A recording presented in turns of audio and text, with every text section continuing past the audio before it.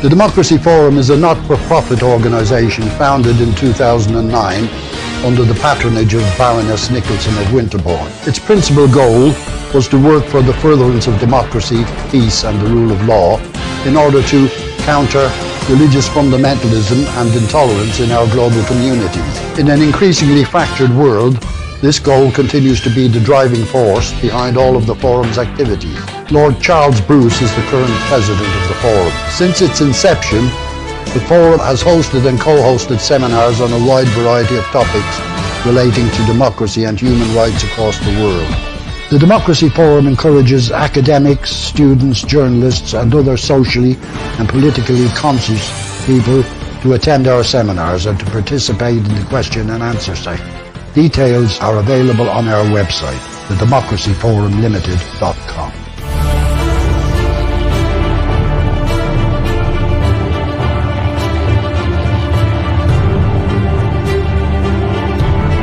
Dissidents from Pakistan have long sought refuge from persecution in the liberal West. Sweden, the Netherlands, France and Canada, they have fled to such countries for protection. But the long arm of Pakistan's state security services is reaching into these places of supposed safety. Vocal critics of Pakistan have been attacked, or died in mysterious circumstances. This worrying trend suggests the Pakistani establishment is trying to stifle dissent not only within the country, but also beyond its borders.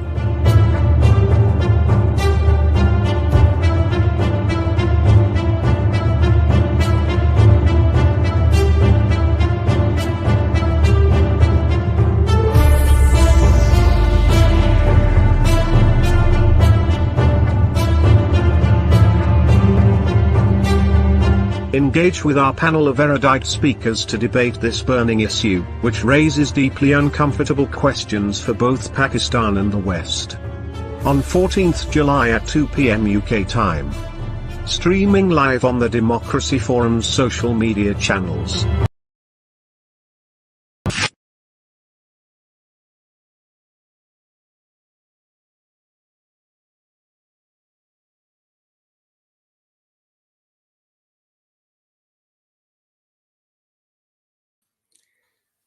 Hello and welcome to our July Democracy Forum debate, where we tackle and explore issues that can often have an impact on all our lives. My name's Humphrey Hawksley. I'm your moderator and chair for the next 2 hours. And this month, our title is Political Exiles from Pakistan. Has the West lost the will to protect the freedom to dissent? It's a debate that goes to the heart of Pakistan's character as a country. Why should anyone feel the need to go into exile for their political beliefs? It goes to the heart of the resolve within the democratic world to protect those feeling threatened. And it goes to the heart of the moment as Afghanistan is faltering with the Taliban, it seems, yet again knocking at Kabul's door, a country where Pakistan has much strategic interest and Afghanistan can have much impact. We have a panel of brilliant, highly experienced contributors: Hina Jilani, Pervez Hoodbhoy, Taha, Siddiqui, Marcus Michaelsen, summing up at the heart of, from the British democracy, might be Barry Gardiner, Member of Parliament, but he might also be called away, not least because his constituency of Brent North is the home of Wembley, where the European Cup final happened on Sunday, and there's much post-mortem going on there. We hope to have Barry, but we may not. But first we go to Lord Charles Bruce, President of the Democracy Forum, to lay out the canvas on which we're going to debate. Lord Bruce, the screen is yours. Good afternoon. On behalf of the Democracy Forum, I have great pleasure in welcoming you to this webinar, which has been convened in response to the growing evidence of extraterritorial repression of political dissidents. The worrying increase in this activity in recent years not only reflects the systemic erosion of human rights and freedom of expression in several South Asian countries, but also it represents a serious threat to the integrity of our open societies in the West. It's no secret that Pakistan is a major contributor to this trend. And in squaring up to this important issue, I'm delighted that the team at Democracy Forum has been able to assemble, for your undoubted benefit, such an erudite panel of experts. And we're very grateful for their participation.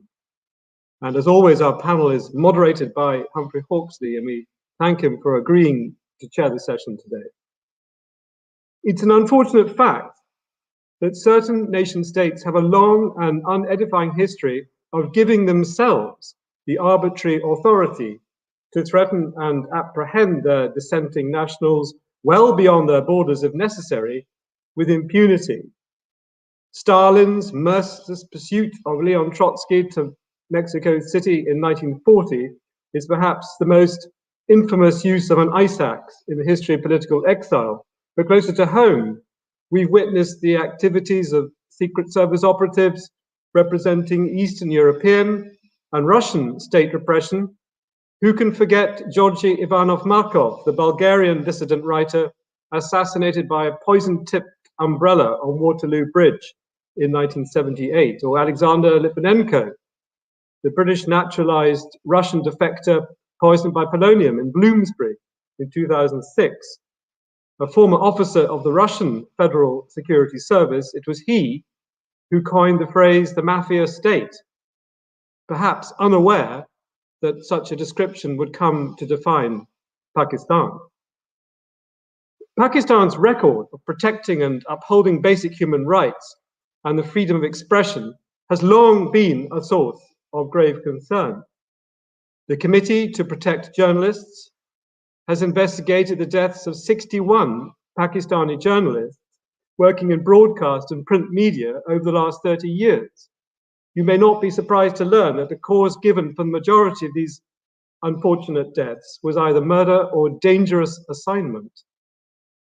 An annual survey of press freedom in Pakistan by Human Rights Watch has led the Asia director, Brad Adams, to conclude Pakistan's continuing assault on political opponents and free expression has put the country on an increasingly dangerous course, threatening opposition leaders, activists, and journalists who criticize the government is a hallmark of authoritarian rule, not a democracy. In recent months, the level of state aggression against press freedoms appears to have intensified. Issuing a news release on the 28th of May, the Human Rights Commission of Pakistan combined forces with the Pakistan Federal Union of Journalists and the Pakistan Bar Council to condemn the government for proposing to enact the Pakistan Media Development Authority Ordinance 2021, the infamous PDMA. In an unmistakably Orwellian twist, this new ordinance will permit Imran Khan's government to repeal all current media-related laws, warning that this surely would destroy all public media as it exists in Pakistan today. The Human Rights Commission concluded this malafide step is another U-turn from the promises made by their Prime Minister to expand freedom of expression before he took the oath of office.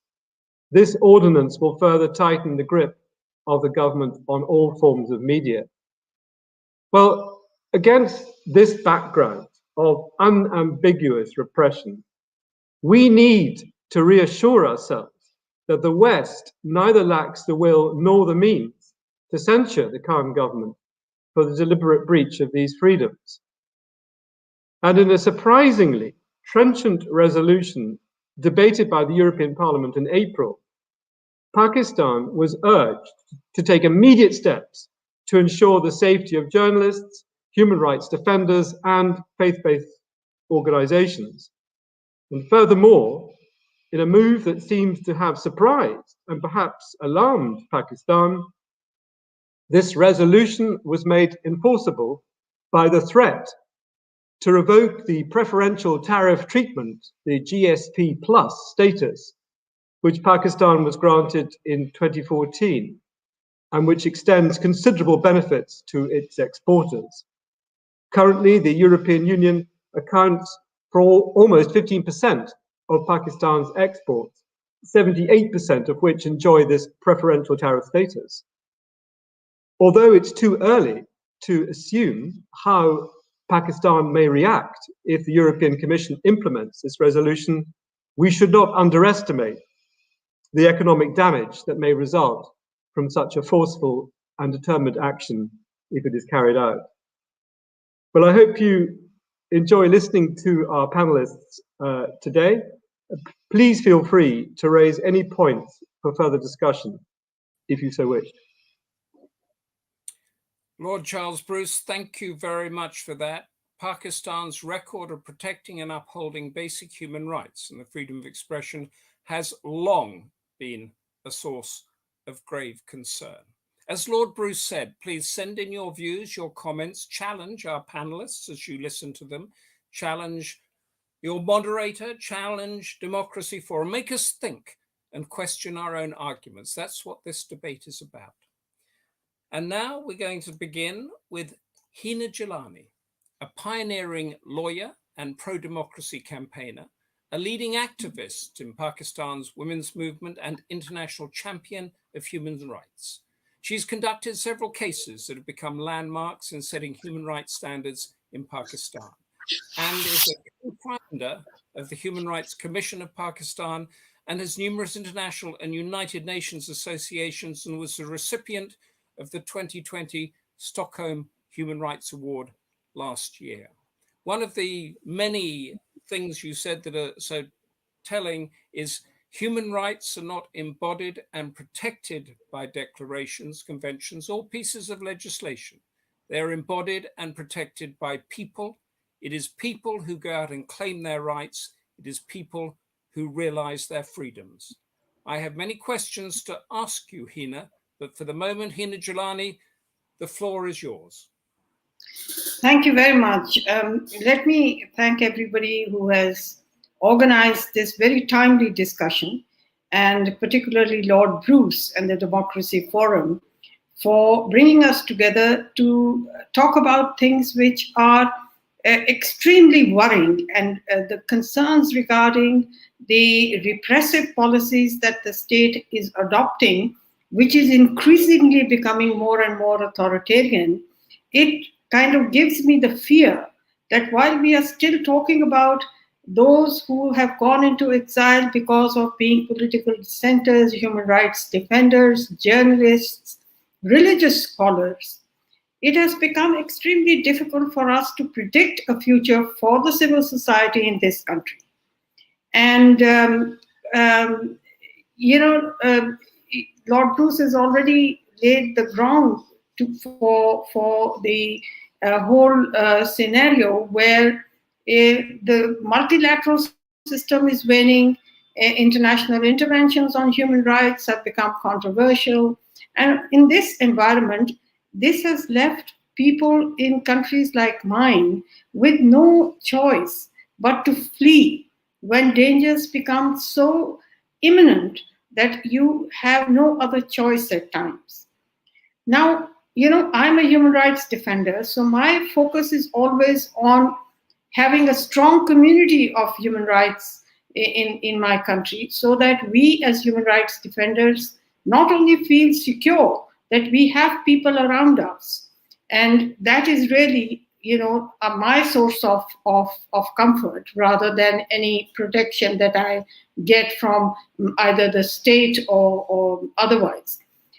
What worries me most is that this kind of environment that has been created and the kind of repressive policies against freedom of expression, against freedom of religion, against expression of any kind of opinion, against freedom of association, against freedom of assembly, is now forcing people to find better environments for their work, to continue their work. And it is depleting the human rights community in our country. That's my biggest worry. And when I hear of one more colleague from the human rights community having to go into exile, or even if they don't go into exile, they have to kind of go into the background. We really, in many ways, weaken the resistance that the human rights community or the civil society in general can offer to this very repressive form of governance that we have, not now only, but have had it for decades now. The concern that I have is that, you know, when you talk about whether the West has not played the role that it should have played in pressuring states like Pakistan and other states where authoritarianism is growing, then it becomes very difficult to bring about a transformation. I'm not saying that human rights defenders or journalists or lawyers or those who have been trying to challenge the authoritarianism have not had any success. But those successes have been firstly very painful while the struggle was on. And secondly, they have been marginal in contrast to the power that the state has accumulated. And this power is not the power to give protection. The state has no capacity to give protection. What the state has done is to increase its power of control rather than increase its ability to give protection and fulfill its responsibility to protect. And that is one of the reasons why even non-state actors have become much more bold in attacking those who they believe are either politically averse to the narrative that they are putting forward or have different religious beliefs.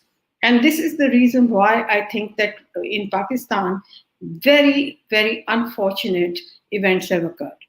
For instance, I'll just give you one example. Pakistan has always been a Muslim majority country, but, and Pervez Hoodbhoy will bear me out, that in Pakistan, the non-Muslim minorities population has depleted over the years.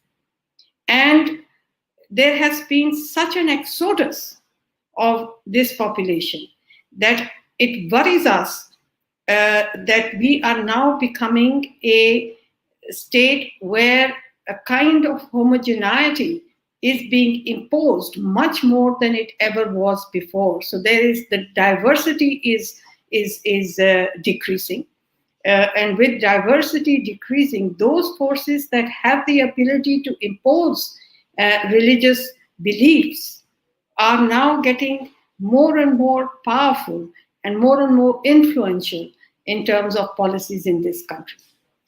I think that also we need to mention the fact that the denial of diversity has in many ways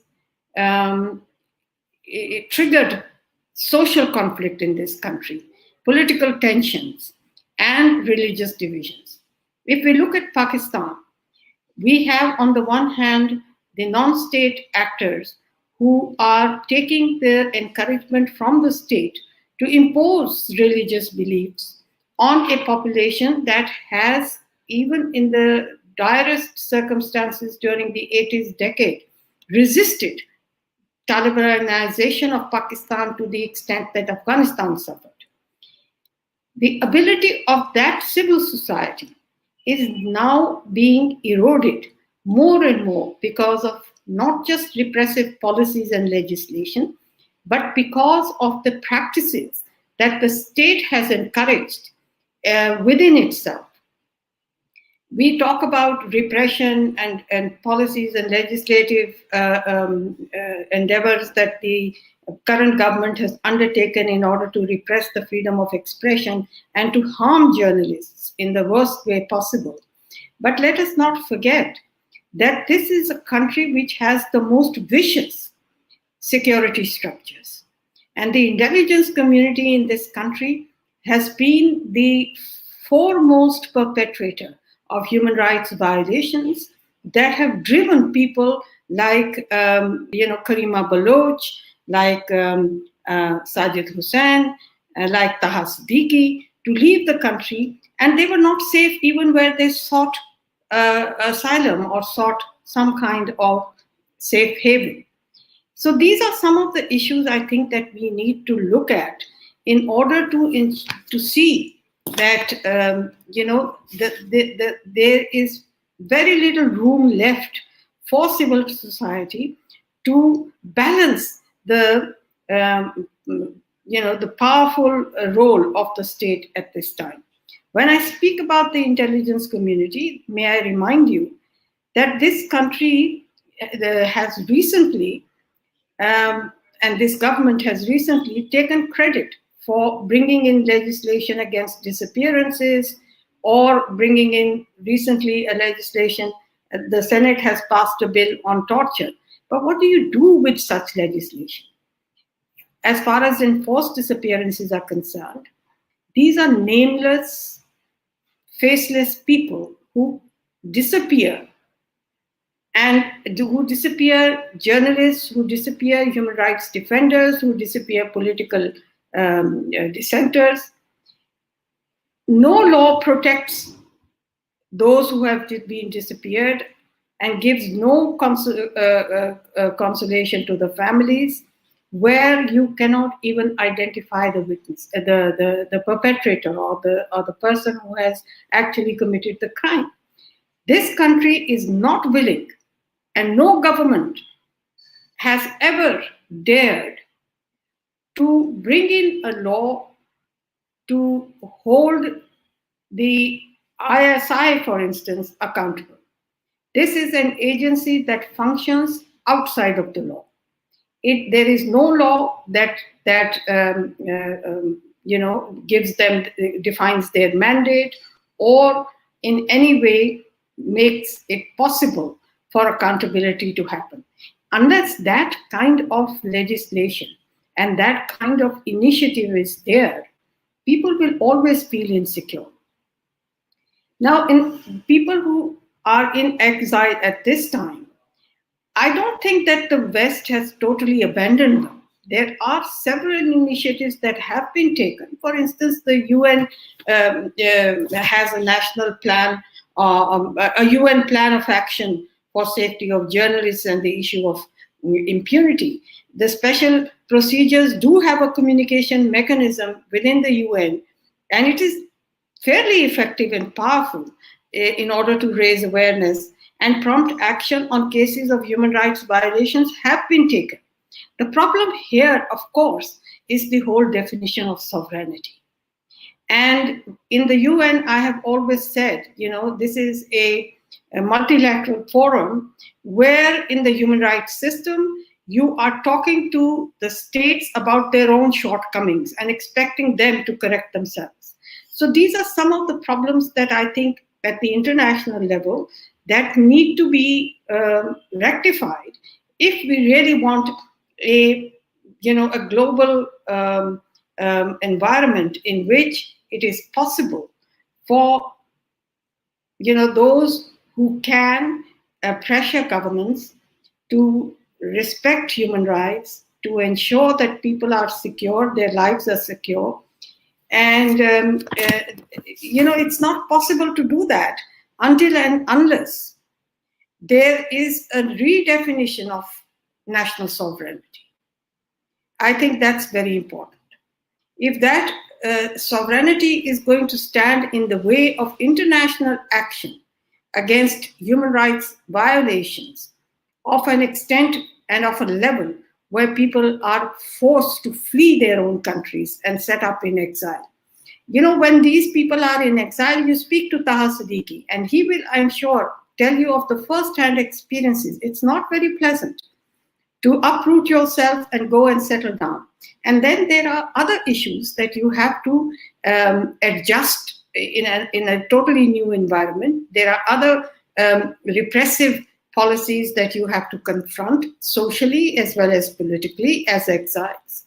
So these are some of the problems that I think we have all had, but we are also now trying to grapple with it.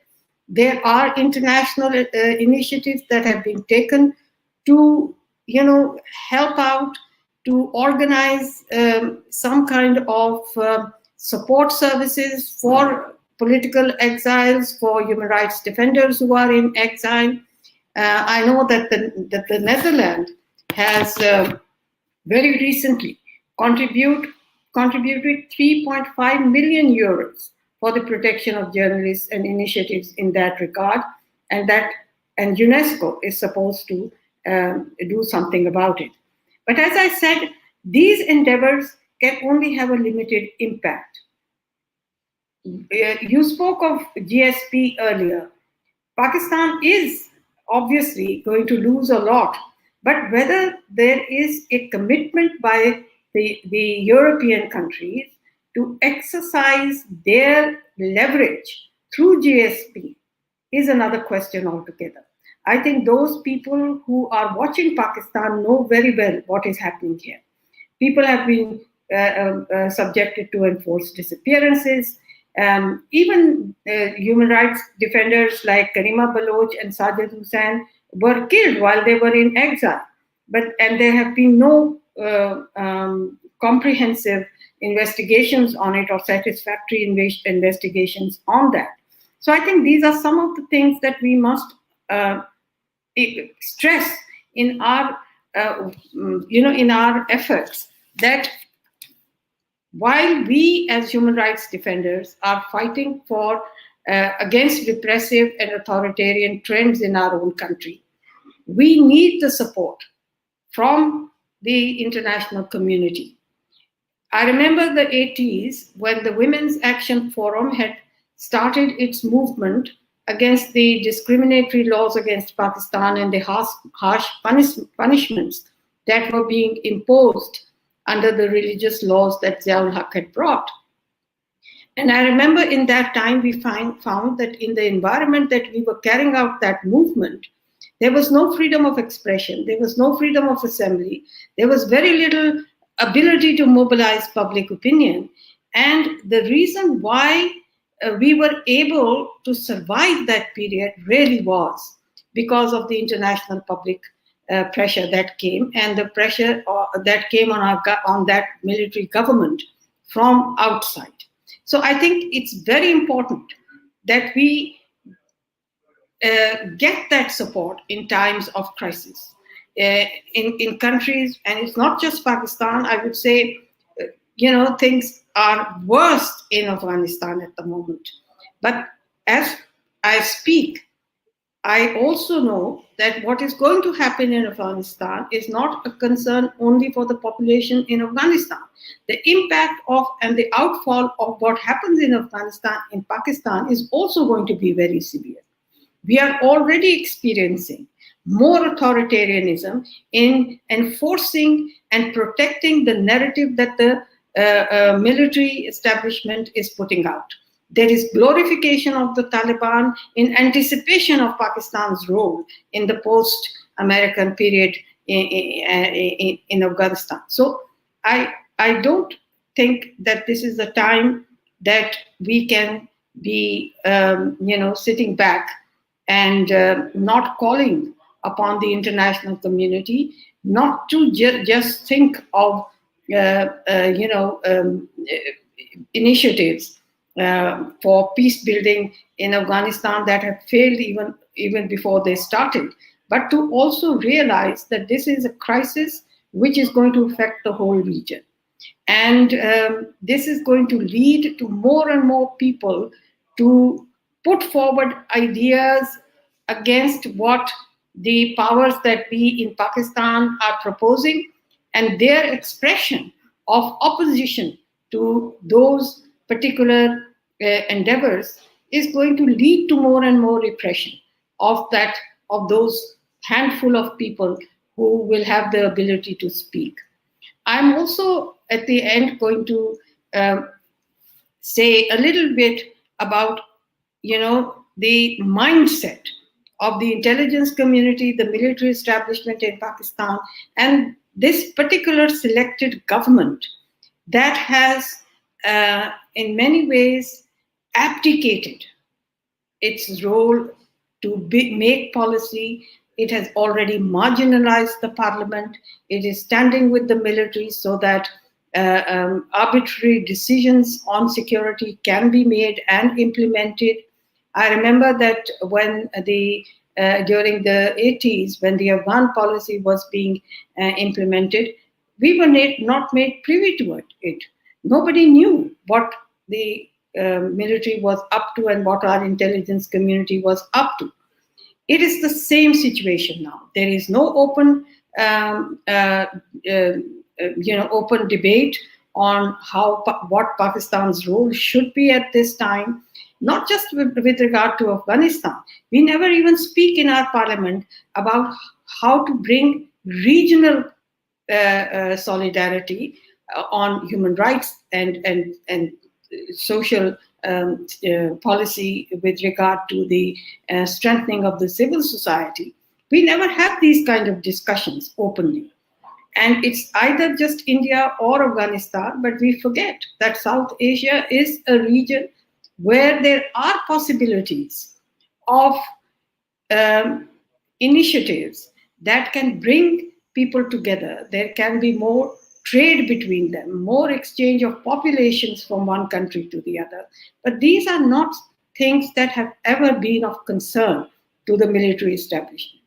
And anyone, at the moment I know, and I think Pervez will also have this feeling, those of us who are talking about a different approach towards Afghanistan, we are now under threat.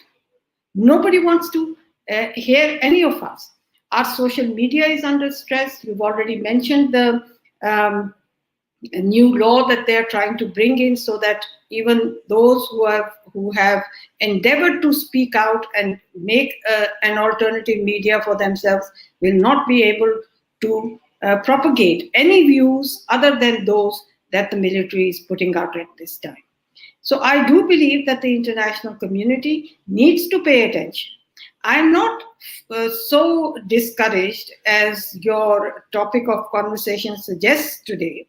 I don't think that the West really has abandoned, its efforts to promote and protect human rights in authoritarian cultures. But I think the West certainly has now other priorities. And their own, perhaps, initiatives have shown them that it has not led to much success when such initiatives have been taken. Nevertheless, like human rights defenders, never give up hope. And I don't think those Western countries who have a genuine commitments towards human rights should give up their efforts to protect and promote human rights globally, and to use whatever leverage they can on nation states that are becoming more and more authoritarian, and openly so. And they've become openly so, I think, mostly because the international community and its solidarity on human rights has weakened. Thank you. Thank you so much, Hina Jilani, for that. Can I pick up on a question that's come in whilst you've been speaking? And could you sum up for us in a nutshell the case of the human rights activist Idris Katak? Where is he? What's happening with that case? You see, now it's become very easy for government and the security agencies to pin sedition cases on anyone. Because of their own failures, they have created a sense of panic within the judiciary as well. So when there are cases such as the one that you're mentioning, Idris Katak. Idris Katak. The courts, the minute they hear the word security, they will become less conscious of their role for the protection of human rights and for enforcing constitutionally guarantees for fundamental rights. In Idris Katak's case, we had some good judgments coming initially from the Peshawar High Court. But then, and for many, many months when this petition was being heard, nobody acknowledged the custody of this person. And then suddenly we hear that he's in military custody and that he's being charged with sedition and he's being tried by a military court.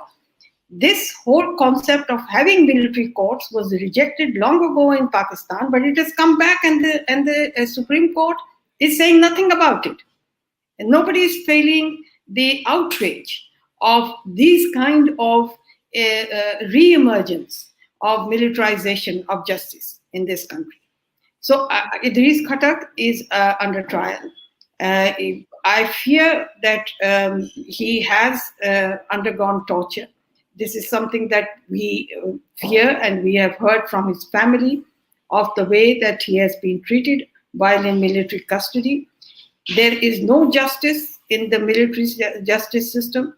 It is not a system that I would say gives due process or in any way promises a fair trial. So we are worried about this man. And my worry, of course, stems really from the inability of the judiciary to enforce human rights and to have a human rights consciousness. And just as you were mentioning Afghanistan, and Pakistan and Afghanistan have been sort of tied like this since, well, the Soviet invasion, 1979, 1980, and many of us sort of remember all that going through. And the West has been very much involved with Pakistan swinging backwards and forwards like this, not quite knowing what it is and whose side it's on. Have things got much worse since that, say, 1980? Has that will within Pakistan, within the West, has it accepted what Pakistan is, or is there still a real fight going on? I think the Pakistan's role is still not something that anybody can predict at this time or trust. And I'm not saying this, but I'm saying what I hear from those who are the relevant actors in this peace process and in the implementation of bringing peace to Afghanistan. At the same time, I think it's also important to remember that this is a different Afghanistan. It is not the Afghanistan of the 1980s. This is an Afghanistan where a civil society has emerged, where there are people who have the urge for democracy, where there are people who have had ample time to experience a time where they have mobilized sufficiently to bring the consciousness of human rights, of awareness, of personal freedoms, of fundamental freedoms of human rights. And I think there will be a resistance to Taliban, which obviously I would laud, but at the same time I fear for those who resist, because there is no one to stand behind them when the force of the Taliban is used against them. I'm already hearing a lot of fear from the women, especially those who are in the civil society, organized civil society, women who are lawyers, who are NGO workers, women who are doing women's rights work. They are already targets, and they will be targets again. And since they have decided to challenge the Talibanization or re-Talibanization of Afghanistan, that is a population that's going to suffer. Thank you. Thank you very much. We are now going to stay with us, please, because there are going to be lots more questions, I think, on this issue. And we're now going to go to Professor Pervez Hoodbhoy, who is both a nuclear physicist representing Pakistan in the renowned Bulletin of Atomic Scientists and a democracy activist. Some 30 years ago, you published Islam and Science, a compelling work that analyzed the plight of science in the Islamic world. And then just a month ago, not letting up, you wrote a very hardly argued piece about the interference of religious scholars with school scientific textbooks on the grounds of Islamic morality. Pakistan is not just in reverse gear, you wrote, it is hell-bent upon moving backwards as fast as possible. The kind of mixed up, confused and ignorant generations that curriculum changes will produce in times ahead is absolutely terrifying. Professor Hoodbhoy, welcome. You are in Pakistan at the moment? I am in Islamabad, and that's as close to Pakistan as you can get.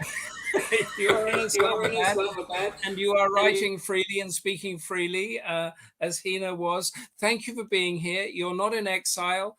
The floor is now yours. Well, thank you very much, and thanks to Democracy Forum, we're going to get a good discussion today.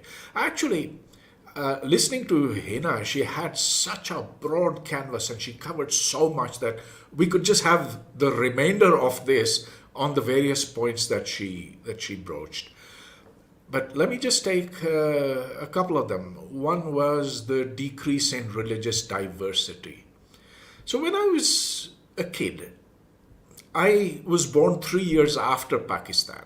And for the first 20 years of Pakistan, this was a different. In my neighborhood in Karachi, we had a lot of Christians, quite a few Parsis, and there was a Hindu family too, one which had not fled after partition. In my school, there was even a Jew. You can't even imagine that there would be a Jew left in Pakistan today. Today in my neighborhood, former neighborhood, by the way, our house is still standing, it's 100 years old.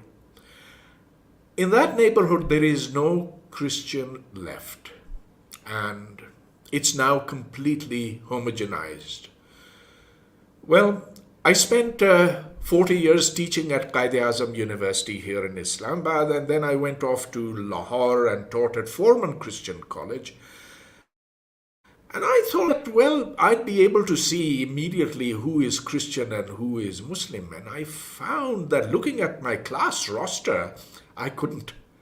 That Christians have changed their names. So you won't find a Joseph anymore. You might find a Yusuf. You won't find a Mary. You might find a Maryam. But this is an indication of how scared minorities are, and what Hina said about how religious diversity has decreased over the decades. In Sindh, it's particularly bad. There was a large fraction of the population that was Hindu, and now that's been depleted, and there have been forcible conversions. There have been Hindu girls who have been who were underage, who've been taken off and forced into becoming Muslims. And when the parents go to court, they're told that it's the girls did it out of their own volition. As a consequence, a lot of Hindus have fled Sindh. They went into India, but then a lot of them returned.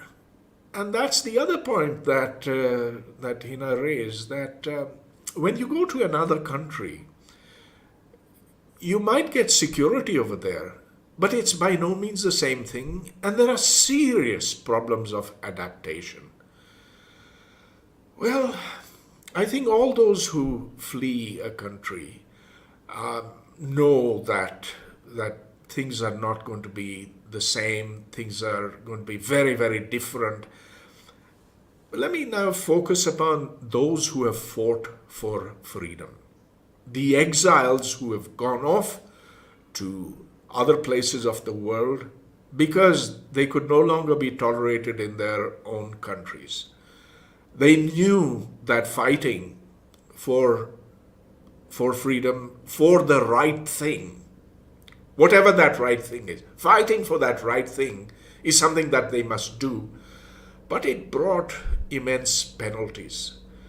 So at one level, you are marginalized, you are excluded from jobs, you are excluded from being considered, from being part of society in many ways. You're not allowed to publish, maybe you're not allowed on television. All that happens. And I think a lot of those who have left Pakistan have been forced into self-exile. They either found themselves marginalized, or they found it far too dangerous to be there. The lucky ones, the ones who did want to get outside and managed to get outside, I can name so many of them. They are academics like Aisha Siddiqui, who wrote that very bold expose of the army's role in Pakistan's economy, or they could be the bloggers, the 5 bloggers who were tracked down, and then found themselves at the mercy of Pakistan's intelligence services. Among them was Asim Saeed, Waqas Guraya, Salman Haider, a couple of others. And then there are journalists like, well, we're going to have Taha Siddiqui speak for himself over here, but those are not imaginary fears. They're very, very real fears. And we've seen what's happened with journalists here in Pakistan, in Islamabad for that matter. Yeah, I should say, look, once upon a time, we used to think that the people who get beat up, the people who disappear, they are in Balochistan. Islamabad is safe. But that's not true anymore. So very recently, we had Asad Ali Tur, and before that, Matiullah Jan, who were just picked up from their houses or their places of work or just while driving. And it was absolutely clear who had picked them up. There wasn't even a shred of doubt, because there's CC camera footage for that. And, well, there's official denial or there's official silence. Anyway, they're the lucky ones who survived it. But as Hina said, there are ones who have been not so fortunate. Sajid Hussain, who was the editor of the Balochistan Times, mysteriously died in Sweden, or was it Norway? Sweden, I think. Fell into a river. The police said they couldn't find any foul play, which just means that those who killed him have gotten really smart. Or Karima Baloch in Toronto, walking by the waterfront, and although there are guardrails over there, is found in the water. Again, the police cannot find evidence of foul play. Well, there was something there, because when her body was brought back to Pakistan, the authorities wouldn't allow a normal burial. They blocked routes. They did not allow the body to be transported by the way that her family wanted.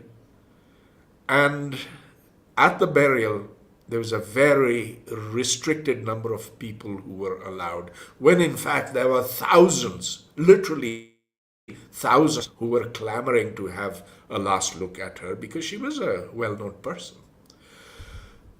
The utter lack of state sympathy for them. There's not a word. So when some Pakistani gets assaulted, killed anywhere in Britain, in Canada, there's a statement from the government, but there's nothing in this case. Well, these are the political exiles, the ones who actually fought and wanted to make a difference. But there are others who, because of reasons of personal enmity, because today in Pakistan, the way to defeat your rivals is to point a finger at them and say, he or she is a blasphemer. I don't know the number of people who are currently in jails awaiting trial for blasphemy. But I do know of this young man, Junaid Hafiz. He was 23 years old at Bahauddin Zakaria University in Multan, a lecturer who had just done his master's in English literature. And he'd come back with a lot of hopes and expectations of being able to teach in his home city. Some people in his department didn't like him. They said he had objectionable stuff on his Facebook page. He was abducted. Whether the contents of his phone were changed or not, I cannot say. But for 7 years, he was in solitary confinement in jail in Multan.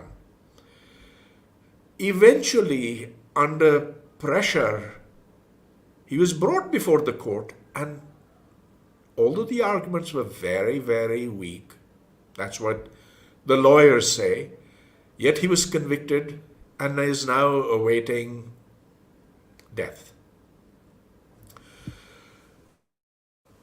Well, these are the sad facts. There are lots more like that, but let me turn to other things in this.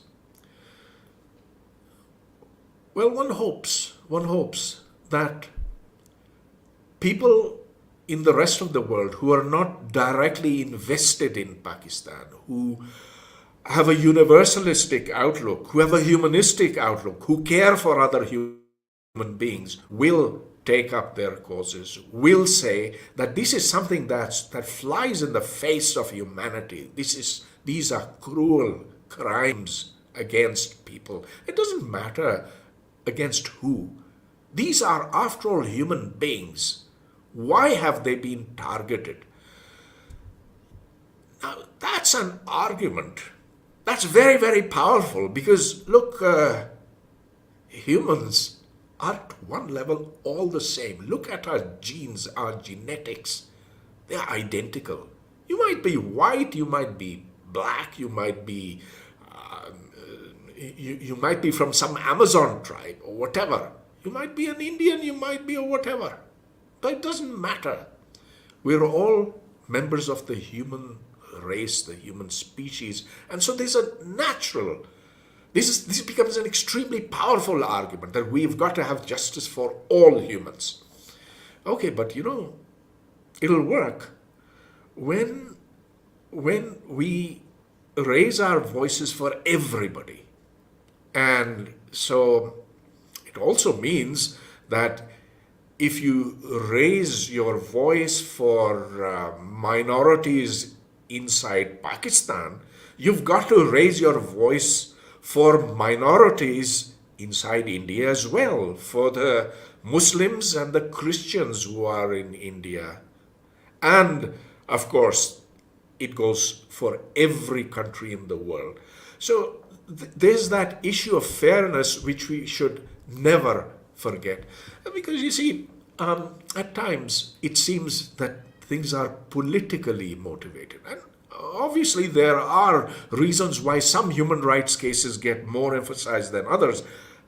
I did hear the case of Livichenko and that of Alexei Navalny is another one, or what's going on in Hong Kong. Well, the West doesn't like Russia, it doesn't like China, and so there are dissidents over there.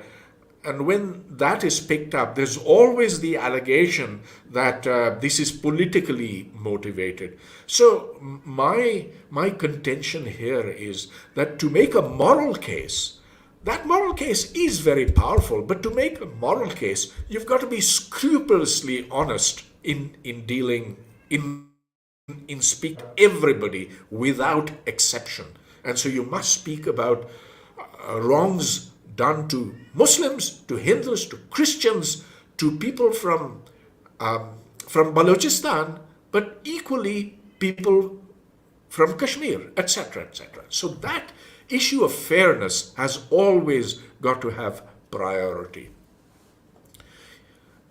there's a lot else to say, but I'm going to conclude by raising this question of whether the United States, Britain, Europe, the West in general, whether it has levers that can do some heavy lifting. Earlier, the case was absolutely clear. I'm referring to Pakistan. Earlier, the case was absolutely clear because Pakistan was deeply indebted for military supplies, for economic relief, for loans, for all kinds of assistance to the United States, to Britain, and to Europe. But now we have another patron, China. And so it would seem as if that dependency has now gone. It's not true. The dependency has been reduced relative to the 1960s, 70s, 80s, even the 90s.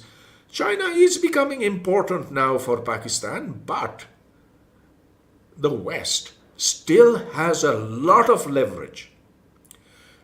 And let me give you some proof of that. The Federal Action Task Force, FATF, that's caused a sea change in terms of which militant groups are allowed to operate in Pakistan. And the situation is totally different from what was, let's say, 10 years ago.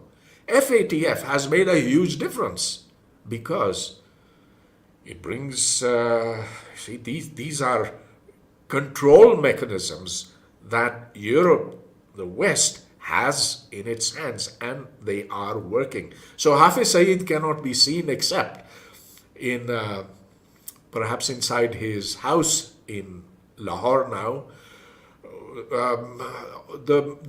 Those organizations which used to recruit openly and have their billboards and have their collection boxes in offices, you don't see them anymore. Why? It's because there is the fear of economic penalties, and a lot of trade that Pakistan has is with the West. There's very little actually with China, which is surprising.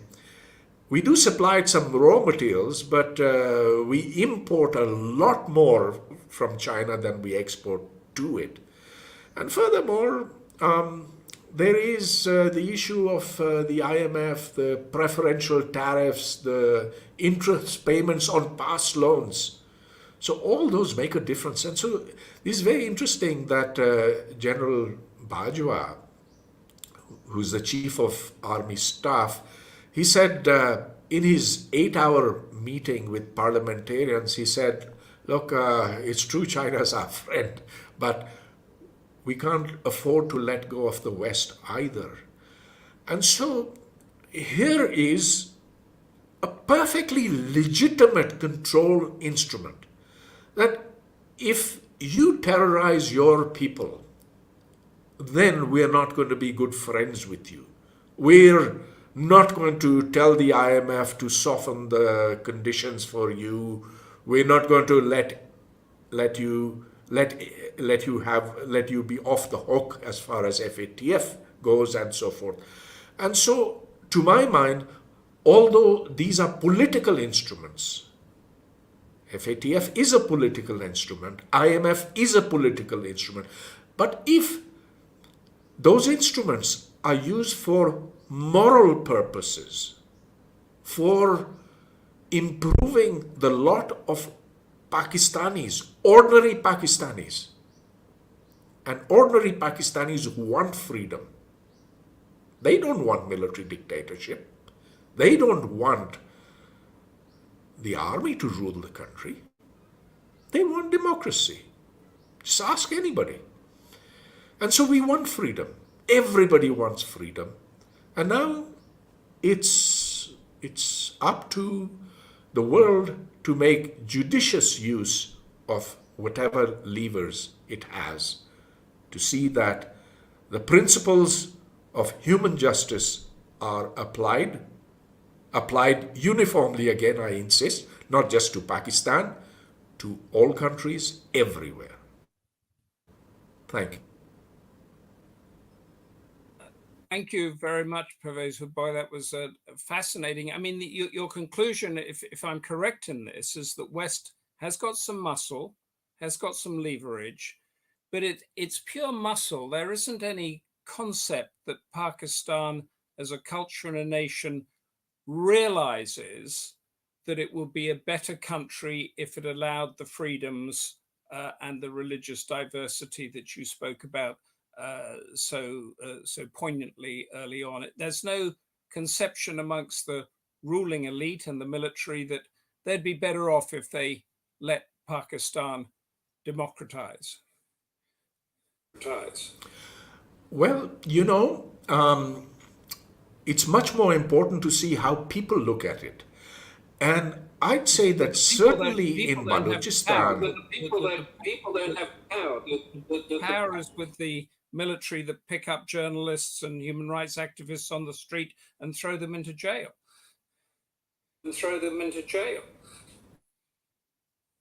I don't deny what you're saying, but on the other hand, it's our first job is to convince people about that diversity is a good thing, that you must allow for contrary opinions, but also belief systems that are different. Now look, what happened yesterday is an example of that. I don't think it was ordered by the government itself, but textbooks which had a picture of Malala in them were seized and then taken away. Malala, I think that is the schoolgirl who got shot by the Taliban. Yeah. I mean, she was I think a 14-year-old girl at that point, and what she done wrong? Why is it wrong to have her picture in a textbook? But that was the doing of some people in the education department who were outraged by this. And look, this didn't inspire an outrage on social media. In fact, a lot of people are saying, yeah, what she done. So our job, look, it's wrong to say that it's just the state. We have a double fight over here. There are the people of Punjab who have been brought up on a reactionary ideology, and they have been influenced by the educational curriculum. This is not true as much for the people of Sindh or of Balochistan, and I'd say even to an extent the people of KPK or NWFP as it was known earlier. So our fight is certainly with the state, but also...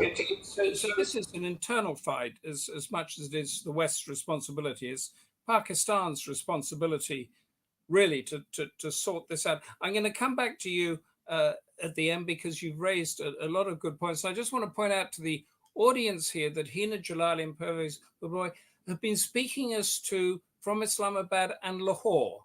And I think, Pervez, in a fairly free way, have you held back on anything you've said, or so that you don't get forced to work somewhere?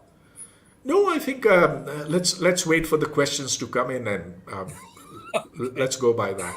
Okay. Because now we're going to our next panelist is in exile. Taha Siddiqui is an award-winning Pakistani journalist and has been living in exile for the past 3 years, I think. Is it Taha, after surviving a kidnapping and a possible assassination attempt? Last year, you and your wife, Sarah Vrije, launched Dissident Club, which is a bar and cafe in Paris that brings dissidents all around the world together in similar situations for discussion, debate, and support. You didn't begin your career as an activist or even as a political journalist, but as a financial analyst for CNBC. Am I right in that? But you realized that that finance existed in a wider world, and you switched to political reporting, ended up working for the France 24 network, which is when you were told by the military, by military contacts, that you were beginning to cross their red lines. And there's an ongoing joke, let's take a selfie with Taha because it might be his last. So you, in a way, are the embodiment then of this debate. You're in exile in Paris. Has the West lost the will to protect freedom from dissent? Taha Siddiqui, the screen is yours. Well, thank you for having me and giving me this chance to speak. I'll probably focus more on my own sort of personal experiences as you highlighted, in the sense that because of the fact that I am myself in exile, I would like to go and explain a few little things that perhaps the previous speakers, Pervez Hoodbhoy or Hina Jilani, were talking about what the situation is in Pakistan. They talked about a few of the exile cases. One of the things that we have to remember is that exile for me right now, for example, means exile for me, my wife, and my son. But it does not mean exile for my family, which continues to live in Pakistan, my extended family network. That includes my parents, my in-laws, my brothers and sister, and other relatives in Pakistan. And since the last 3 years, since I have left the country and have been very vocal internationally, speaking at different places, I continue to write internationally in different papers in the West, and I continue to manage a website which focuses on Pakistani news and underreported stories from there. And since the last 3 years that I've been doing this, repeatedly, my family, my parents who live in Karachi, have been have gotten visits from the ISI. They continue to be harassed from by the ISI. As recent as 6-7 weeks ago, some people came to my parents' house, even though my father continues to say sort of that we do not have any contact with Taha. But in some of the recent visits, the ISI officials basically asked him to come into a safe house where he was interrogated and grilled by a brigadier from the military for at least 2 to 3 hours, and we did not know if he was going to come back or not, because once you go into a safe house, the military runs those safe houses all across Pakistan, these secret safe houses, secret prisons, and then if you go into one of them, you may not come back. But thankfully, my father came back. But the brigadier that he met there from the ISI, who introduced himself as from the ISI, said that Taha thinks that he is in exile. He's in France, but you are all here. And what if something happens to you? So those were direct threats to him and to my family in Pakistan. So that continues to happen. So exile may mean safety for me, but does not mean safety for all of the family, which continues to live there and does not want to leave Pakistan because they perhaps don't have the same sort of activism that I've been involved with, or they don't want to take the route that I took. I mean, of course, when I was in Pakistan, I had all those sort of, I had to think about it, going into exile, whether or not it was a good choice or not. But in 2018, when it happened, when the attack happened on me, after that, I met with several legislators, several parliamentarians invited me over. The leader of the opposition at that time, Khurshid Shah from People's Party, invited me. Then Ehsan Iqbal, who was the interior minister of the country, invited me, and all of them said that I should apologize to the military, keep my head down, and be strategic about it, and which I did not want to do. And I was like, I was not the one who did something wrong. I was actually wronged myself. So I decided that I would leave the country and go abroad. And now that I'm abroad, my family back home is continuing to be threatened like that. And even not just my family, very recently, my in-laws, my wife's family, they were contacted, and they got visits from the intelligence officials asking about me, just harassment, intimidation, and then saying that if Taha is in France, something can happen to you here. But also in recently, they've even mentioned the fact that we can reach him there, and upon which we discussed these two cases earlier of Karima Baloch. We discussed the case of Sajid Hussain. Both of those cases, the mysterious deaths of them, one in Sweden and one in Canada, they happened in a very similar fashion. Their bodies were found in a water body, one in a river, one in the lake, and we don't know what happened prior to them going missing. So in both cases, the police here said that they ruled out foul play, but as Pervez mentioned very rightly, that the intelligence networks do not leave footprints like that. They would not they're getting smart about how things are done, and that's what we've seen with other countries also in Europe and the West. Other countries have done sort of creative ways of targeting dissidents in exile, using local mafias, using local criminal networks, or directly even intervening in some cases, as we've seen in the case of Jamal Khashoggi in Istanbul in 2018. So in that sense, exile might be safe personally for me in some ways. It might be safer for me, rather, I would say, but it's not absolute safety. And here we come to the point of how does the West behave, or how does the West react? So in 2018, I would again give a personal example of myself. And in 2018, I left Pakistan and moved to France. The idea was that I would live here for some time. I would see how things are back home, because at that time it was the election year. So the idea was that after election, I'd probably see how things are, and if they calm down, I'd probably return.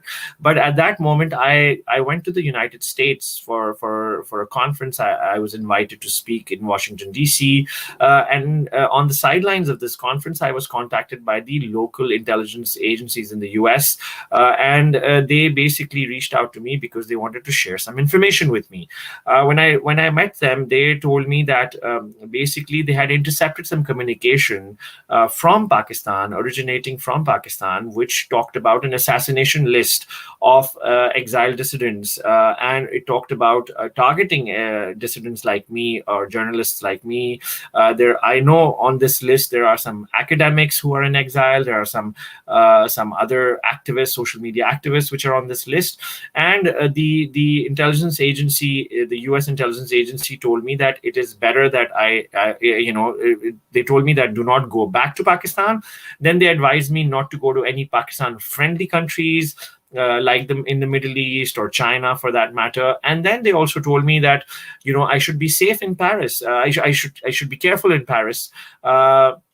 And ever since then, I've been also in touch with the French authorities here, and they have told me to be careful here, because at the end of the day, I'm in exile, and sometimes in exile, you want to connect with Pakistanis, you want to connect with people from back home, but I've been told strictly not to meet Pakistanis here, not to talk to Pakistanis here, not to have a relationship with Pakistanis, because it can be suspicious. I mean, they can be they could have a malicious intent behind their meeting with me. So in that sense, even in Paris, and for that matter, in Paris, for example, just this year, in April this year, a blogger and a journalist from Azerbaijan, he was targeted by some local gangsters, but apparently the Azerbaijan government was behind it.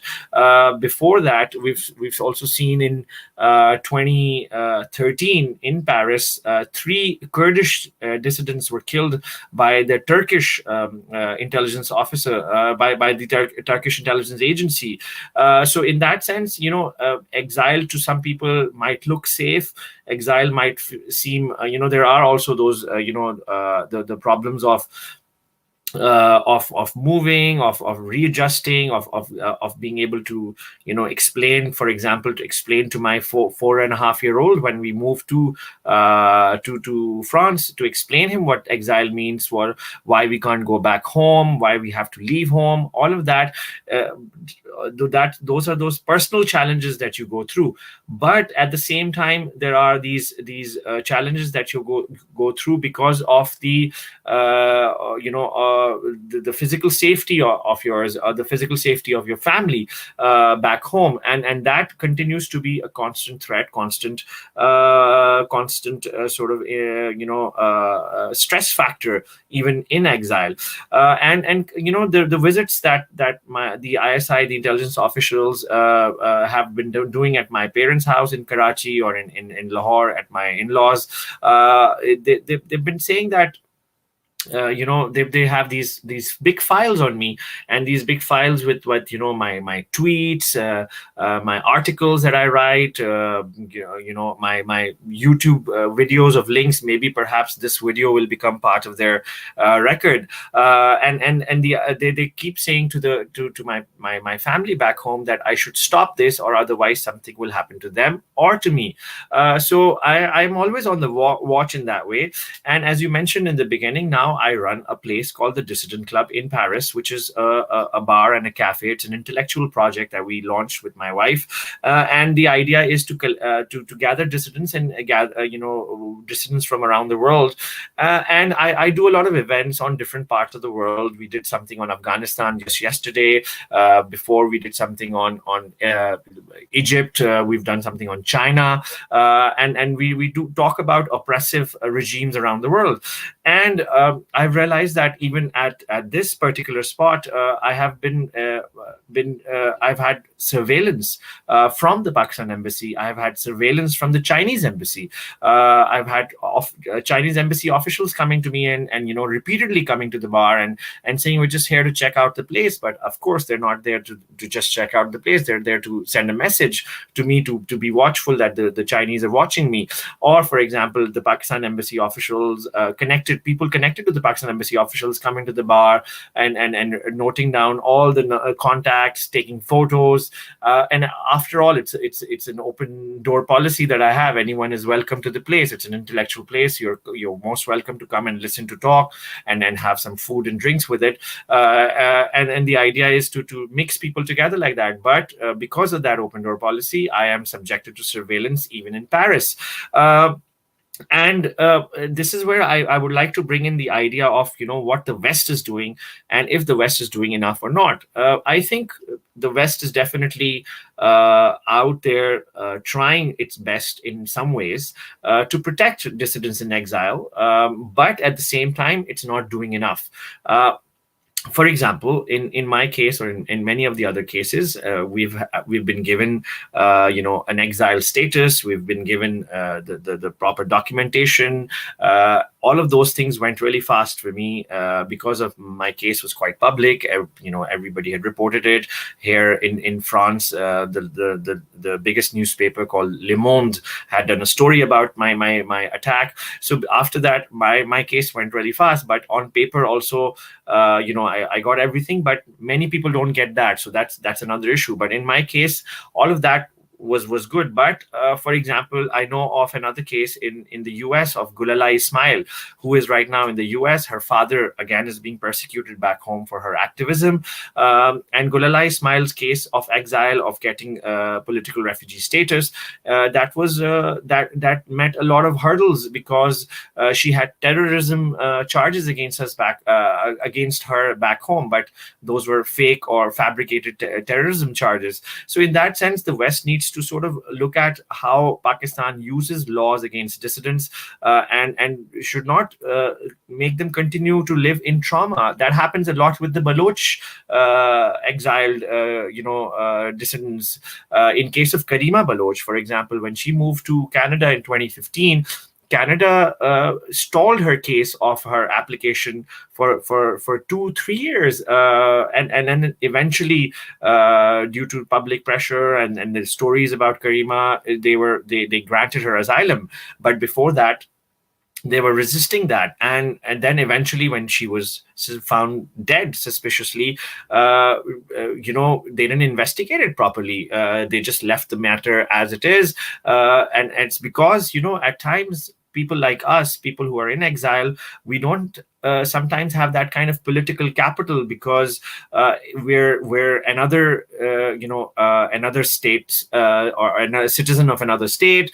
We're here just taking refuge, and many countries do not want to get involved in that diplomatic issue of going after something like this, like Karima Baloch's case or Sajid Hussein's case, because it might uncover and unearth some uncomfortable truths, and it might affect the diplomatic relations. And that's the problem that I see when it comes to the West, is that the West has human rights principles that it advocates, that it talks about, and we've learned about them from the Western democracies. But at the same time, we've seen that over the last many years, these human rights values have been traded and exchanged for economic interests, for geopolitical interests. In the case of United States, in the case of United Kingdom, for example, even when we were talking about minorities earlier on, about minorities going into exile, which is another whole thing. I mean, I'm in exile because of my intellectual freedom. Minorities go into exile because they just can't live. They're being targeted all the time in Pakistan by non-state, not just by the state. And in the case of Asia Bibi, who spent 10 years wrongfully in jail in Pakistan, and despite that, when she wanted to get out of the country, many of the European and Western countries were not willing to take her in. The United Kingdom was not willing to take her in. In Europe, many countries, we were in touch with many of these different embassies and different diplomats, because I know the family really well, and I was getting information where the Western countries were saying, no, she will cause chaos and she will cause problems, so we don't want that.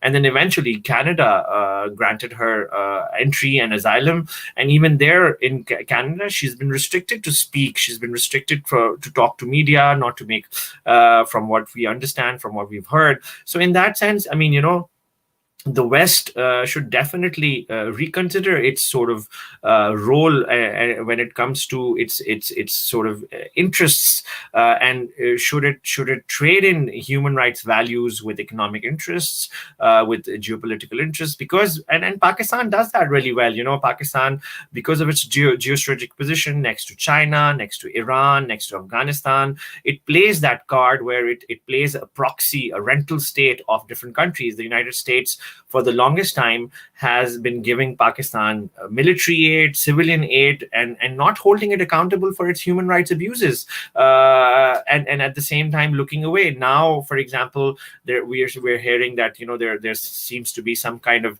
a breakup in the relationship, but that's I believe that would be temporary, because Pakistan and the US have been in collusion for a very long time, and the US needs Pakistan against China or against Iran, for that matter, and in Afghanistan right now. So these countries in the West, they need to reconsider and reevaluate this, and they need to look at the fact that human rights values matter more than these geostrategic interests or these economic interests, and they need to focus on that, and they need to make us feel, exiled dissidents like us, make us feel like we're not just protected on paper, but we're protected in real. For example, when we have cases like of Karima Baloch, when we have cases like of Sajid Hussain, when we have cases, in my case, with surveillance that I've seen at the Dissident Club, or there was a social media activist who was beaten up in Netherlands from Pakistan, exiled social media activist.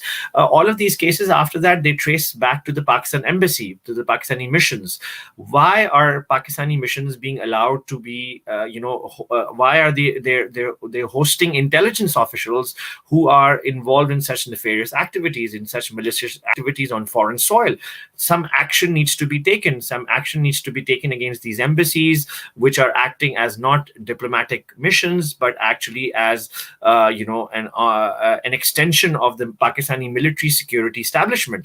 I think, for example, France or the UK or the United States or Canada, for that matter, or Sweden, for that matter, needs to send a stronger message than just condemning it on paper or for performative reasons and adding to the rhetoric, but actually ensure that these people should be expelled.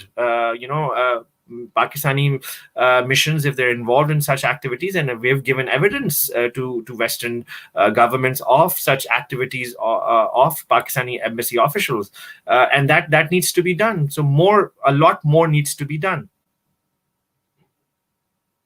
Okay, thank you. That was a really very detailed and fascinating explanation. What line do you think you crossed? Did you have a specific story with a piece of intelligence or classified information or something, or was it just generally the way you were writing your stories? Well, actually, basically, the threat started with a story I did for the New York Times in 2014 or 15, I think it is. So it was a few years before I went into exile. And that story was about secret military prisons and how militants were being suspected militants were being killed in these secret military prisons, and I uncovered around 200 to 300 cases of that.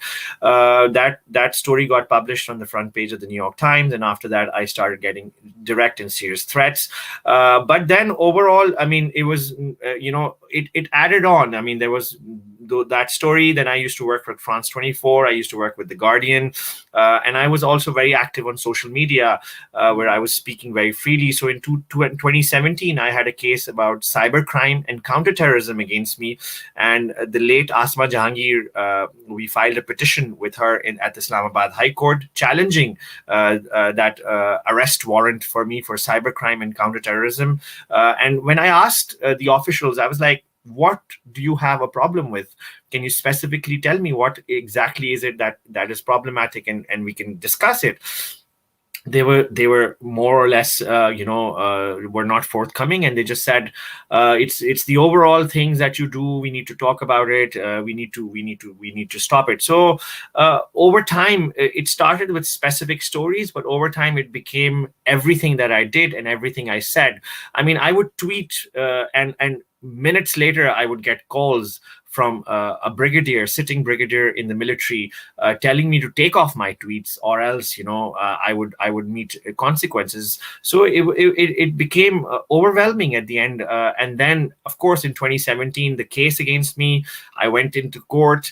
And then once I went into court, they were decided, okay, this guy doesn't want to stop, or doesn't want to he wants to continue doing what he's doing. So then they tried to kidnap and kill me.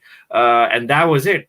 So I decided that was the red line they had crossed, and I had to leave. But the biggest problem is in Pakistan right now is that, and I think there's a method to this madness, because they allow some people to continue to speak and say whatever, and some people not, and we never know what are the red lines you're crossing. They're so blurry, and that creates this sense of fear, sense of confusion, and a sense of self-censorship, because you never know what you might say trigger it. So because of that, we see so much of self-censorship in Pakistan, and then we sometimes see some people being vocal to some extent, and then things go bad for them also. So we're always on the lookout for people like Pervez Hoodbhoy, people like Hina Jilani, who are still in the country.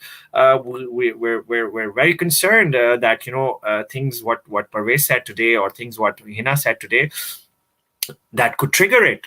We never know.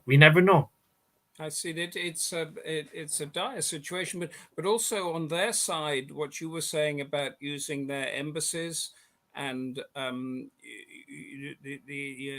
intelligence operatives from their embassies to threaten you in Paris and surveil you in Paris is also, would you say, is a red line as far as the West is concerned? They should tell them that this is a red line. Once you cross this, these diplomats get expelled. Definitely, definitely. I mean, I think we've seen that happening in cases of Iran, for example. We've seen that happening in case of Russia, for example. But for example, in case of China, we don't see that happening. In case of Pakistan, we don't see that happening. In case of Turkey, sometimes we don't see that happening. I think, and why does it happen with Iran or Russia? It's because, again, there's this geopolitical sort of, geopolitics involved, and Iran is the big bad sort of evil, which of course it has its problems, but other countries also have that, so there needs to be a stronger message sent to all countries and all embassies that this will not be tolerated on foreign soil, especially when evidence has been given to them, when things are shared with them. I mean, in my case, for example, I know the person who did surveillance. He continues to live here in Paris. I know the embassy official from Chinese embassy official who came to my bar to do surveillance, but he continues to I even reported these cases to the authorities. And then in the case of, Karima Baloch or Sajid Hussain, what happened? Nothing. So that sort of, makes us rethink about what are the West priorities of the West. Because that is a very clear. Just before I let you go, but you mustn't go because we need you for the Q&A.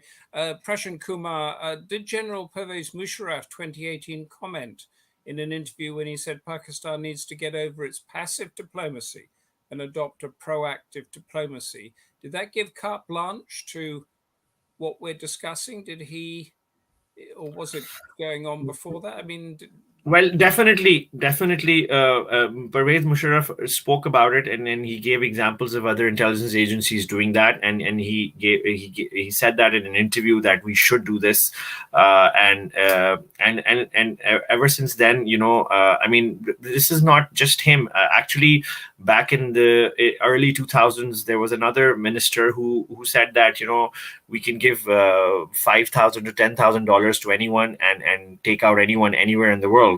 On record again, that was a government minister under Musharraf's regime at that time saying that. So repeatedly we've seen this kind of messaging and communication coming out of Pakistan. Privately, my family's been told that. I know other cases of families who are in exile, whose family back home have been told that. So definitely, I mean, there's always that danger, and statements like by General Musharraf doesn't help, prove that. I mean, it sort of encourages and bolsters and people to do things.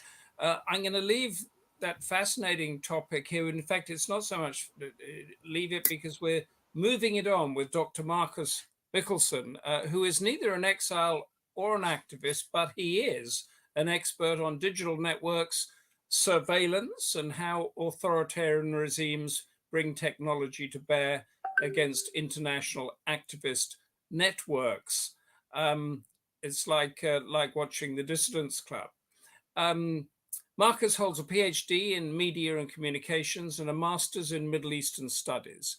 He's an expert in the digital reach of authoritarianism in our modern age. This is your topic, Dr. Marcus Michaelsen. The screen is yours. Yeah, thank you very much for this kind introduction and for having me. I'm honored to join this panel of esteemed speakers, which, as you pointed out, connects directly to my current research interests, but it connects also to a personal memory, which I'm very fond of because I've spent some time ago several years in Pakistan, in Islamabad, and I like to remember this period very much. So there are two reasons for me being honored to join this panel. In my contribution, I thought to give you some broader insights into this phenomenon of transnational repression, so which describes the attempts of repressive regimes, of authoritarian regimes, to reach across borders in order to control, silence, and punish dissent from exiles or members of the diaspora. As Lord Bruce pointed out in the introduction, transnational repression is not new, but it has certainly increased in recent years in scope and intensity. So we have a recent report by Freedom House, which covers the years from 2014 to 2020, and they document more than 600 cases of direct physical repression committed by 31 origin states against their exiles in 79 host countries. So this is very much a global phenomenon. And direct physical repression describes methods such as detention, assault, physical intimidation, deportation, or the most blatant method, if you want, assassination attempts, or suspected assassinations. And these direct methods are embedded into a much broader set of subtle tactics that exiles experience in their daily routines. And Taha Siddiqui has already highlighted quite a lot of them. So we speak of surveillance, online harassment, threats from embassy staff, threats against family members in the home country, property confiscations also, or the cancellation of passports. And there's a whole range of countries engaging in acts of repression against their populations abroad. We have China with its global campaign against the Uyghurs minority. We have Saudi Arabia targeting journalists and dissidents. Rwanda going after former government insiders, or Turkey hunting down critics of President Erdogan. Excuse me. And Pakistan is, of course, a very relevant case in this list. So what are the reasons for this remarkable outreach of repressive regimes across borders? I would say, in a way, our ideas of authoritarian regimes are still shaped by the Berlin Wall or the Iron Curtain. But today's dictators no longer hide behind walls. They are embedded in a global system, and they had to find answers to the flows of information and of people across borders. And today, if people leave their country for political or economic reasons, they stay easily connected to their homeland, and they participate in its political and social affairs. And digital technologies especially enable journalists and human rights defenders to have a voice from afar and to mobilize for political change, to raise international awareness on rights violations in their home country. And regimes feel threatened by these external influences. Exiles can channel dangerous ideas of democratization and human rights back home. They can influence the international environment in ways that contradict regime interests, for instance, by increasing international pressure for more transparency and accountability. And because of this intensified involvement of diaspora communities, regimes try to control the activities of their populations abroad. And globalization has also given them better opportunities to do so. So the very same technologies that allow exiles to stay involved also help regimes to extend their reach across borders. Digital technologies are now an essential element in all forms of transnational repression. So with the help of social media, state actors can monitor political activity in the diaspora more easily and with a much greater scope. And in addition to this simple monitoring, we also see more aggressive forms of targeted surveillance. So government agents try to get into the devices or accounts of activists to spy on them. And increasingly, we see also advanced commercial spyware that is used for these purposes. And other digital threats include online harassment and smear campaigns, the use of false and distorted information, and trolls on social media that manipulate online debates. And with this toolkit already, governments are able to pressure activists into self-censorship, to undermine their ties to the home country, and to put them under tension and stress. And then they can easily escalate these digital threats into more direct methods of repression and go after their families in the home country, or send somebody from the embassy, as Taha Siddiqui has described already. And to give you another example of how authoritarian rulers exploit global networks for repression, we can also bring up the manipulation of the Interpol system. Governments who go after their exiles issue so-called red notices, so arrest warrants against dissidents abroad.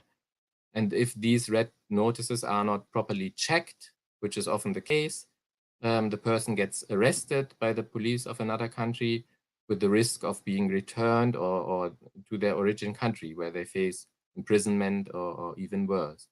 And authoritarian rulers also benefit from the increasingly strict migration systems of Western democracies, because these systems are more and more geared towards keeping migrants out, and they can be manipulated to get a political immigrant detained or trigger some deportation mechanisms, or slow down their whole file, their case, their application for asylum.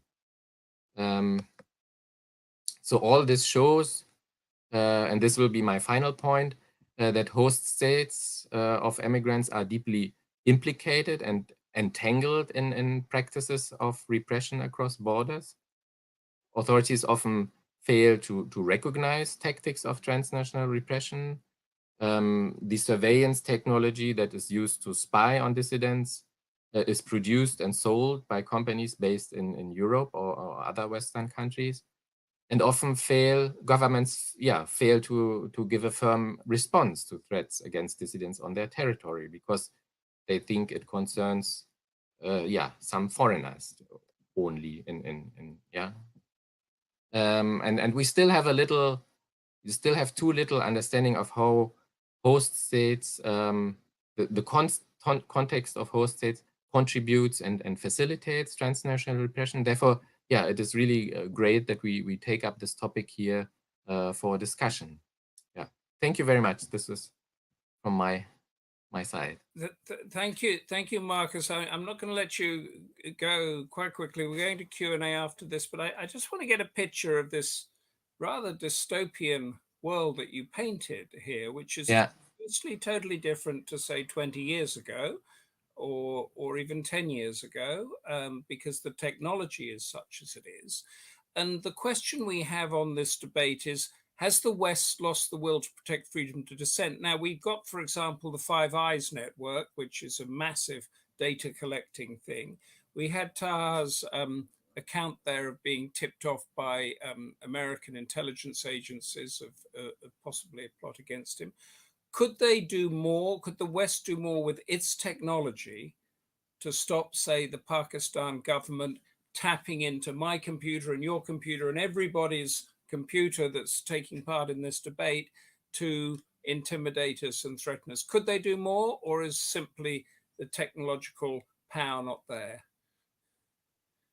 Yeah, they certainly could do more, but not in a way that I would now encourage our intelligence services to do, or the Western intelligence services to do more spying even on other people. But I think so the surveillance practices of the West somehow set a normative standard for other people to follow, and it's Western practices of going after suspected terrorists in Pakistan, for instance, or in other countries of the world. So reaching out across borders violently, that eroded these international human rights standards, and that encouraged authoritarian regimes to do the same, to go after people they often label as terrorists. So the West could do more to repair these norms again, and also signaling that this is not only, I'm saying only because it's often the perception of Western governments, it's not about one human rights defender or a dissident who's here in exile, so a foreign national, but it's about our liberal values, about protecting our ideas of free speech. These people have come here to take refuge. I think I just want to nail you down a little closer on this. All right. Talking, is it the governments? I talked about the Five Eyes, and that huge sort of government power that's there, or is it the social media companies that where they're being hauled in all the time? They were being hauled in over the Euro 2020 violence that was taking place and the racism that was taking place there. Are they also platforms in which authoritarian regimes can intimidate people like you and me and the people on this panel? Sure. Yeah. They also have a lot of responsibility, because we have cases of disinformation campaigns or threats against dissident media, alternative media, exiled media in countries like Azerbaijan and Facebook, because it simply didn't deem Azerbaijan important enough as a market, didn't do anything about it. So there were recent reports about this. So of course, the platforms, the private companies that sell surveillance technology, they have a great responsibility, and governments should hold them up to this responsibility. Got to hold them. Thank you very much for that. Now I'm going to open it up for a key question and answer session.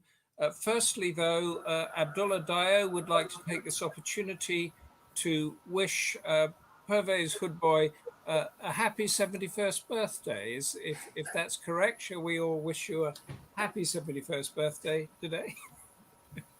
And now, too thrilled about it.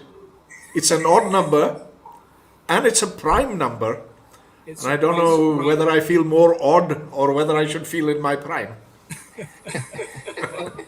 Well, after because it's your birthday, after we've done the round of the key question I want to ask, I have a special question for you, Pervez, to finish us off. But I would like to go around the panel as we began with Hina, and just ask that question again.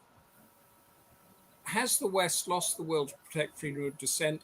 And add on to it, in a nutshell, what do you want the West to do now to help protect that freedom of dissent? Just a couple of minutes each. Hina Jilani.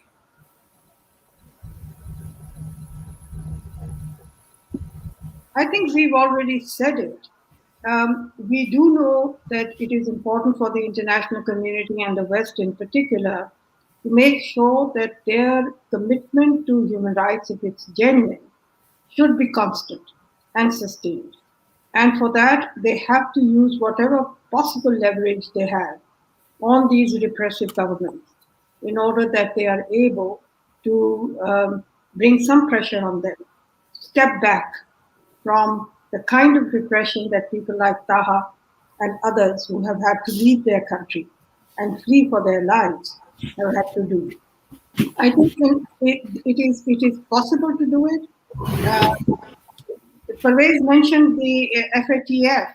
Now, here I know that the international community has been very keen on putting pressures where it's their interest, counterterrorism, etc. But when it comes to the protection of fundamental freedoms, protection of human rights defenders, more sympathy and more support for the civil society, that has not been as strong as we would have liked it to be. There are diplomatic missions in our countries who know exactly what's going on, and yet, for instance, the Europeans, diplomats over here, nothing is hidden from them. And yet we have not seen the kind of strong pressure that we would have wanted Brussels to apply, for instance, on the GSP. And so I do believe that these are some things that the West can do, should do, and do it in a continuous way and without any selectivity with regard to why they want to impose certain sanctions and how they would use that sanctions. They must have human rights protections as a priority. Thank you. That's very forthright. Pervez Hoodbhoy, the West has it lost the will, and how should it protect freedom to dissent? By being scrupulously fair, it has to have very high moral credibility, which means whenever you see something wrong anywhere, speak out against it. Having said that, I think the real fight is here. We have to convince our own peoples, not just the government. And so, to me, it's very important to engage with the mullahs and the muftis here, difficult as it is. But I do try and engage with them whenever I get a chance on television. And they don't have a very strong wicket, you know. So that's really the challenge for me. But yes, since we're talking about the West, I agree with Hina that it has to be more, it has to do more, it has to be more proactive, it has to say that it will not compromise and that it will use the instruments available to it to see that what is right gets done. Thank you. Taha, Siddiqui, you nailed down we nailed down in the discussion about them using embassies abroad to target people like yourselves. What else can the West do if it draws a red line there to protect freedom to dissent? I think the other speakers here all mentioned very rightly. I mean, and I also discussed it earlier about how there should be some action taken against diplomatic missions involved in any malicious activity on foreign soil.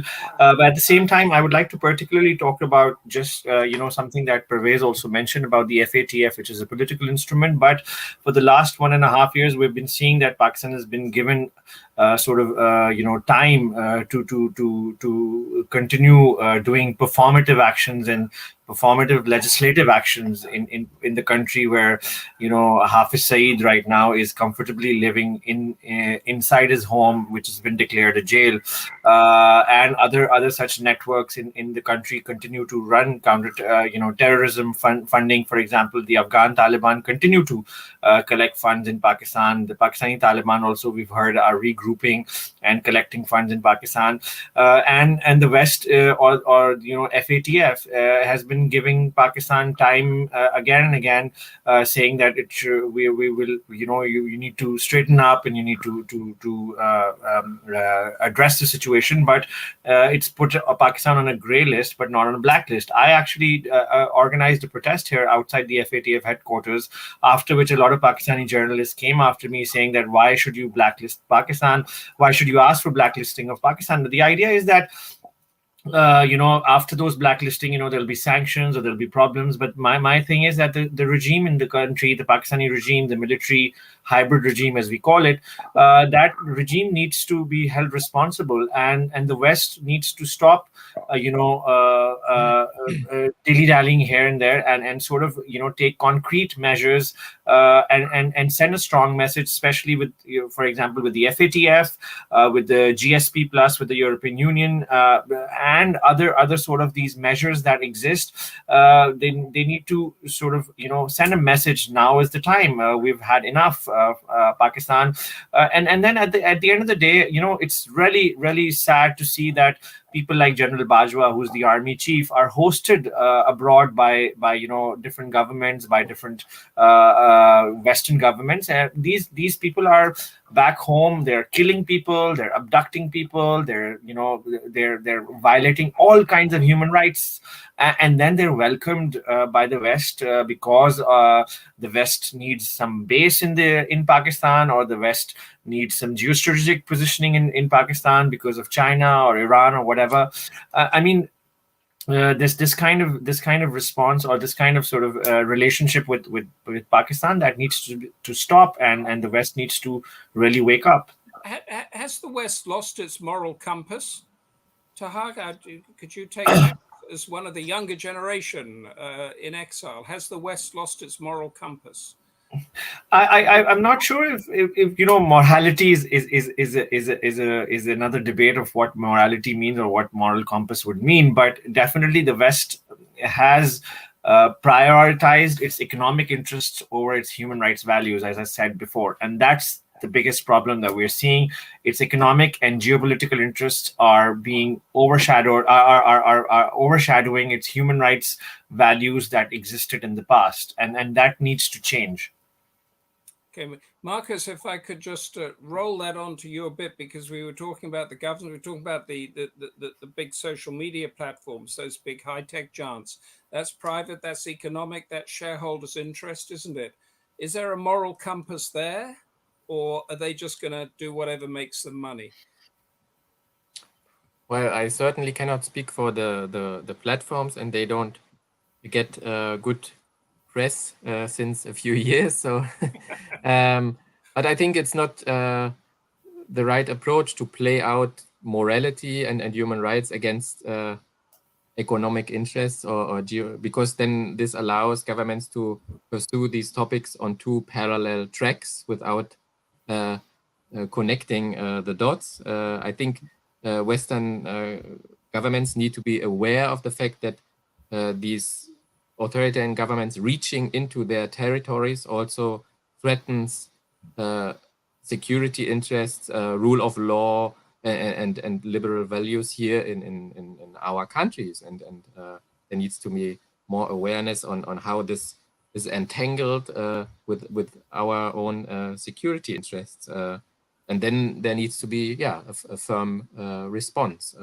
To this and that will be, whether it's private sector or government, that is going to be Western led, isn't it? I mean, that they will have to bring in the regulations that stop the sort of practices we've been discussing. Is that a question? Yeah. It's a sort of common question. Yeah, just to sort of. I mean, since many of people from these countries take refuge in Western societies, yes, it's the responsibility of the governments in these countries. Yes. That's great. Thank you very much, everybody. We've got about 1 minute left, and I'd like to give Pervez his birthday question. In your role as a nuclear scientist and the Atomic Scientist Bulletin, the atomic clock is at the moment 2 minutes to midnight. We've been discussing lots of dystopian, catastrophic things here. Do you think it's going to stay there, move back, or move forward in the next year or so? I don't see it moving backwards, but now I think that there is climate change which is competing with the threat of nuclear war. And in fact, it's perhaps the more immediate threat. The climate change is a nuclear holocaust. The atomic clock, for those not familiar with it, is explain what it is, Pervez. So this was started shortly after the Pugwash movement and the formation of the Bulletin of the Atomic Scientists, and it was the approach to doomsday. What if there is war between the Soviet Union and the United States? That would pretty much end much of civilization on Earth. How probable is it? Well, a group of scientists got together, and their consensus was to start it off some minutes before 12 a.m. And it's crazy. It's gone back and forth. It's come as close as 1 minute to midnight. Oh, okay. Now we're at 2 minutes to midnight. And on that and that happy note, I have to say thank you to everybody for listening, for contributing. Thank you, Hina Jilani, Pervez Hoodbhoy, Taha Siddiqui, Marcus Michaelsen, Lord Charles Bruce, And Barry Gardiner's place, we thought he might not make it, is very empty. Next month, the Democracy Forum, 25th of August, the usual time, 2 o'clock British time. The title will be, Will the China-Russia Relationship Hold? Understanding Contradictions and Convergence. Will the China-Russia relationship hold? Tune in then for another instilling, insightful debate. But until then, from me, Humphrey Hawksley, from all our panel, and from the Democracy Forum, goodbye and stay safe. Thank you very much.